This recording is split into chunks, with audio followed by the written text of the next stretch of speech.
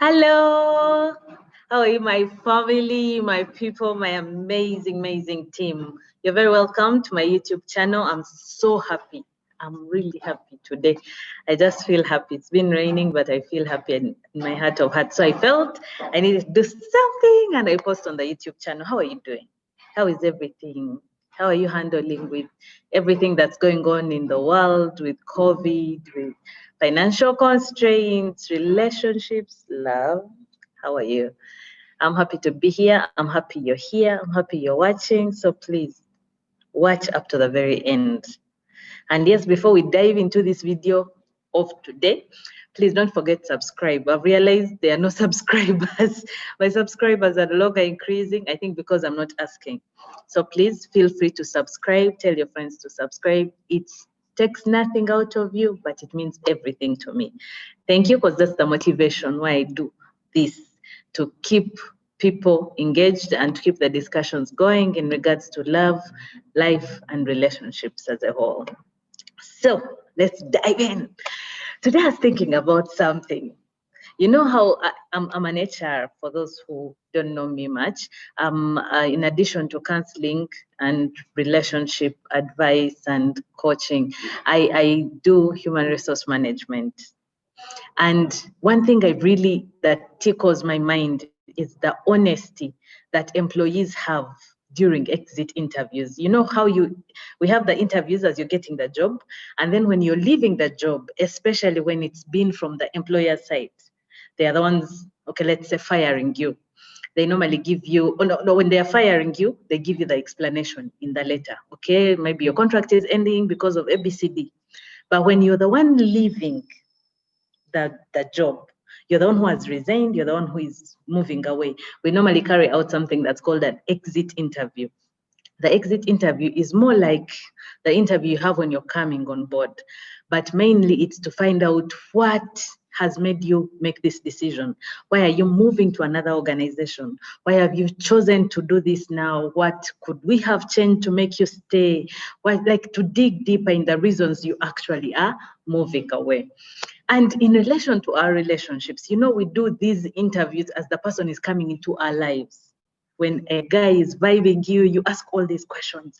So what are your intentions? So what are you thinking about in future? What plans do you have for me? Blah, blah, blah, blah, blah. But when they are leaving, most times we are so heartbroken and so bitter, and we don't ask anything. Yet it's very, very important to do that exit interview when somebody is leaving your life, especially as a partner. It's very important for you to know, why are they leaving me? Is there anything I could have done to change the situation? But the problem is that we'll be so emotional, you'll be so annoyed, you'll be so heartbroken. So most of us just focus our energies on exchanging so many hurtful statements to hurt them a little bit, just as much as they've hurt us. But in so doing, we waste a lot of time and we don't get this constructive feedback. We need to look into this more critically. Every time someone is leaving, is walking away from your life, especially when it's been their own reason that they are walking away, try your level best, calm down, calm yourself down, and ask the most important questions that you value as you. Number one, for closure, but also it will help you so much in establishing the kind of relationship that you want for the future. What are some of the questions you can ask as somebody is leaving you? And then what is the reason you're leaving? Most of these, in their quarrels they normally have, they give us the reasons why they're leaving, but we never take them seriously. Some will be like, I'm leaving because you're quarrelsome. And then you'll quarrel even louder. But they are telling you the actual reason that broke the camel's back is because of the quarrels. Maybe I'm leaving because you're so needy. They tell us these things, but we don't believe them. As a person, when someone tells you that, I am leaving you because of this, now it's your time to sit down and think, how needy was I? Could it be true that actually I was needy? Could it be their fault that they didn't understand how I was responding to things and they interpreted it as neediness? Could it be, it's time for you now to evaluate and see how best can I improve myself? Because let me tell you guys, all of us, each one of us, it doesn't matter how beautiful we look, it doesn't matter how established we seem, we all are a work in progress. In life, none of us has arrived like you've reached. Even the people we see and look up to, they're still working on something. So we need to have that humility and that attitude to keep working on ourselves. If someone has left, this is a moment to learn from something, not just be bitter and make all these swearings and make all these arrangements to hurt other people. No, sit back and think, what did I do right in this relationship? What did I do wrong? And how can I do better the next time? And this interview gives us all this very good. Let me tell you, when people are leaving, guys, people are honest. When an employee is leaving your organization, you'll ask them and they'll not care whether you're HR or CEO. They will tell you your organization is bogus. Something they will not say when they're your employees. Same thing, if someone is dating you, they're trying to impress you every single day. If someone is married to you, they will try to impress every single day. But when they are leaving and they know they no longer have anything to lose, they will give you the honest, brutal truth. Like, you know what, you suck in ABCD. It's hurtful, yes, but always let's have this mentality instead of just holding on to the brokenness and the hurt, that hurt. Let's try and pick out the positives to build ourselves for better the next time. Please mark me very well. I'm not saying that every relationship that ends because someone has ended it, you are the one at fault. No, it takes two to tango. If something has broken, then each one of you had a role to play. Some might have had a bigger role than the other, but each one of you had a role to play. So it's my time. If the guy has left me, I sit down and think, okay, he said I'm quarrelsome. Which areas do I even recognize it that I'm quarrelsome? If no, what can I change? How best can I start to communicate to my partner without seemingly being so quarrelsome? How can I start caring for my partner without seeming so clingy? How can I address my issues within the insecurities within me to not seem like I'm dragging along the person and on them and making them uncomfortable? We need to learn to ask the most important things and the most important questions so that at least we start the journey. Most of us are jumping from relationship to relationship with the same exact baggage. The same mistakes you made in the first guy number one, they are the same mistakes you're doing in guy number two. The same mistakes you did in girl number ABCD, they are the same mistakes you're doing in girl XYZ. We need to reach a point where we are learning. We accept to learn the most important lessons of life. And we can only do this by asking the question. Now you'd wonder, how can I do this? They are very, very simple steps. I'm telling you, this is something I am borrowing from my HR practice. Just follow the simple steps. As somebody has left, of course, at the beginning, it's shocking, you're in tears, you're heartbroken, etc.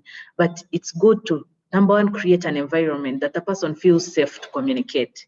Tell them, okay, it's okay, I understand your decision, I respect it, but can we have one last conversation? I promise not to nag you. I promise not to yell at you. I promise not to beat you up. Can we have one last conversation at your convenience? If you want it on phone, if you want it physical, it's okay. Then on that day, remember now, by saying all this, you're creating that environment of it's okay, whatever he or she says is going to be welcome. First, dispel their fears. I know you're scared of having a conversation with me because you think if we meet, we're going to sleep together. Maybe I know you're scared of having a conversation with me because you think the moment I see you, I'll beat you up. Maybe dispel their fears, like try and expel every fear you suspect they could be having from, which will enable them to dodge this interview. So after you've done that, now sit down and speak with them. Come with very clear questions according to what you really want to know. For instance, what do you think? Some of us after breakup, you want to know, what should I have done to avoid this? You get? So if that is your concern, draft a few questions, like 3 only. Ask the person, is there anything I could have done to change your decision? And by them telling you doesn't mean that you start attacking them and addressing these things. No, they are telling you for your future reference. If someone has decided to go, do not beg them to stay, because hook or crook, it will not be worth it. So let them give you the information. If you had done this, it would have been good. If you had done this, it would have been helpful. If you had done this, it would have been nice. And you note down single thing they're saying. Now go back, contemplate, and start working on yourself for the betterment of your future relationship. My question always is, what are you seeing out there that I'm not giving you? You get? If by the time you're leaving me, that means there's something you're seeing out there. Or to rephrase the question, maybe what you expected to get from me versus what you found in me, they are not matching up. That's why you feel cheated and you feel you have to move on. Now that's a question you can ask. You're like, are the expectations you had not met? That's why you're moving on.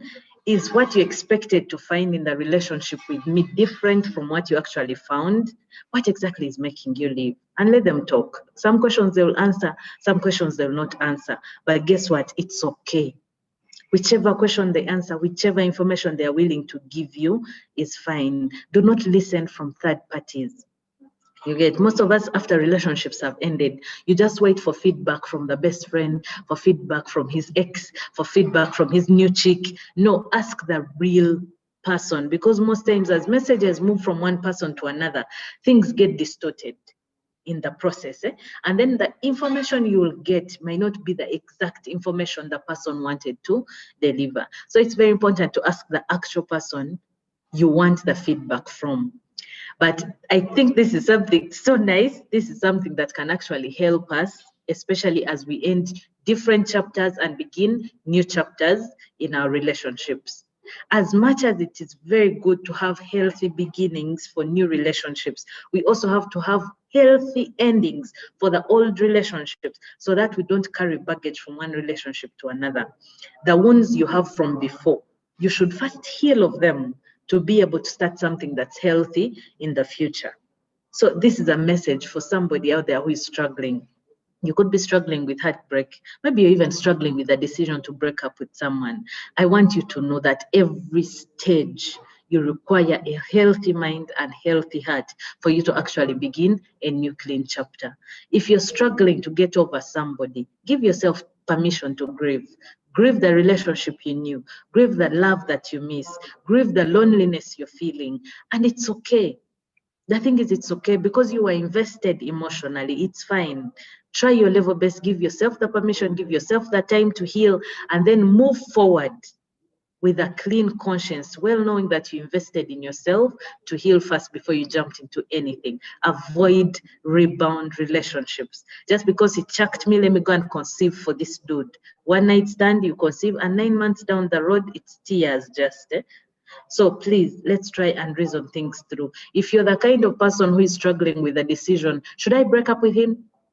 Should I stay with him? What if I break up with him and be lonely? What if I break up with him and never get another guy? What if, what if, what if? I want you to wait. You know, we normally have so many reasons why we want to break up with people.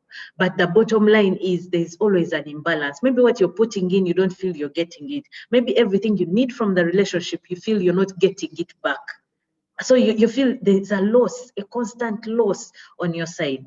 But the bottom line at the end of the day is you know what you want. Don't let fears interrupt you. Don't let the noises from other people interrupt your decision. Try your level best to maintain your focus. Because if you want the relationship to end, it's of no use for you to drag it on so many years and then you start regretting, I wish I'd done the decision earlier. You get it, eh? So if you're struggling with that decision, take caution and make sure that you actually see yourself through. Talk to the right people. There are so many people that can advise us today. Talk to the right people so that they give you advice in these areas. But none of us deserves to waste their time and their life in a wrong relationship. None of us, because life is short, you guys. Life is short. So you can't afford to live all your life unhappy. Let's try and focus with our level best. We try and focus. If you're unhappy in a relationship, what can you do about it? I'm not saying you keep breaking up every time things get tough, no. But there are those relationships in a moment where you really feel there's nothing more that can be done. There's nothing more I have to give. And if you can't fight on anymore, you rather flee. But if you still have the courage to fight on and you really see hope that things can change for better, then please fight on. That's why this is all there. People are there advising us, giving us tips. How can you deal with this? How can you deal with that? And you can always contact all these people and they help you out. See, don't give up. We all deserve love in our lives and you deserve love in your life. Yeah, thank you so much for listening. Thank you very much. I'm Liz Kengonzi. Please subscribe, down here, there's a subscribe button. Feel free to subscribe, to comment, to like the content, to inform me which other content you'd want. I have so many things, but it's up to you. You can ask me questions. You can send me messages of topics you'd want to hear about. But I love you guys. Thank you for the support. Thank you for always watching, for the comments. I see all of them and I always react to the comments. Thank you. God bless you. Please stay safe, stay healthy, love your God, keep praying, and love your partner. If you have one, please love them with all your heart. Love them with all your heart. I love you. Bye.